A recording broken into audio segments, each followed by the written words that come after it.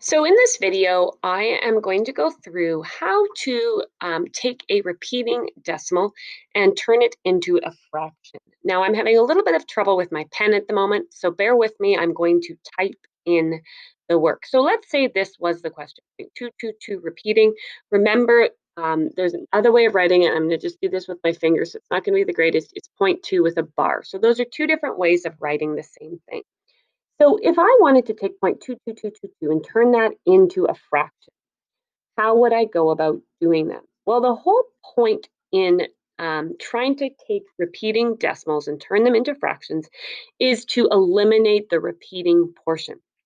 So to do that, what you actually do, if we took this number here, let's call this x. Okay, so let's just say that 0.222 repeating is called x. If I did 10 times x, that would be 2.222 repeating. So bear with my drawing with the hands there because the pen isn't working the best right now. So, and then remember x, we called x as just 0.22222 repeating. So what we're going to do now is we're going to eliminate the repeating portion. And to do that, all we're going to do is set up actually a subtraction problem. So 10x's minus 1x would be 9x's, and 2.222 repeating minus 0.222 repeating. What happens is you eliminate the repeating portion, and you're left with just 2. And then we just use our skills from algebra, and we divide both sides by whatever's with the x, and our final answer will be x equals 2 over 9, and that is the repeating decimal as a fraction. So let's look at what happens when it's two digits repeating. So 0.3535.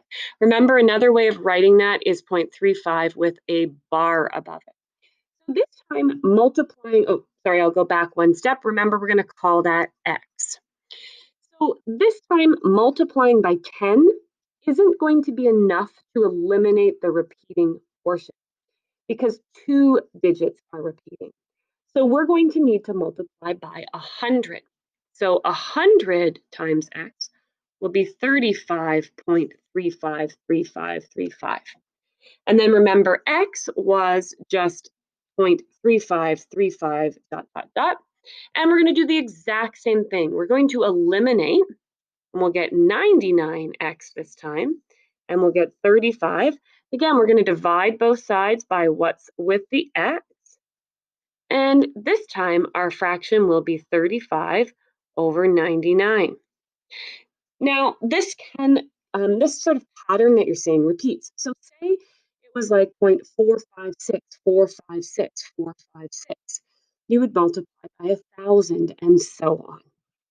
We're going to look at one more example.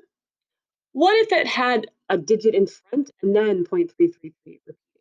So again, we're going to call that x.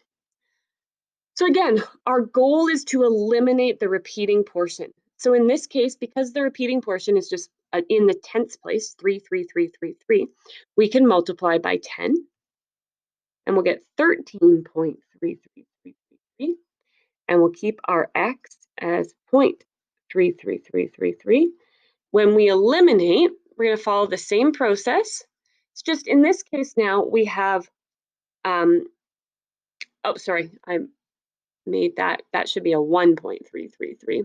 It's going to say the answer shouldn't be 13, it should be 12. So that will be 12. And then again, we divide by what's with the x.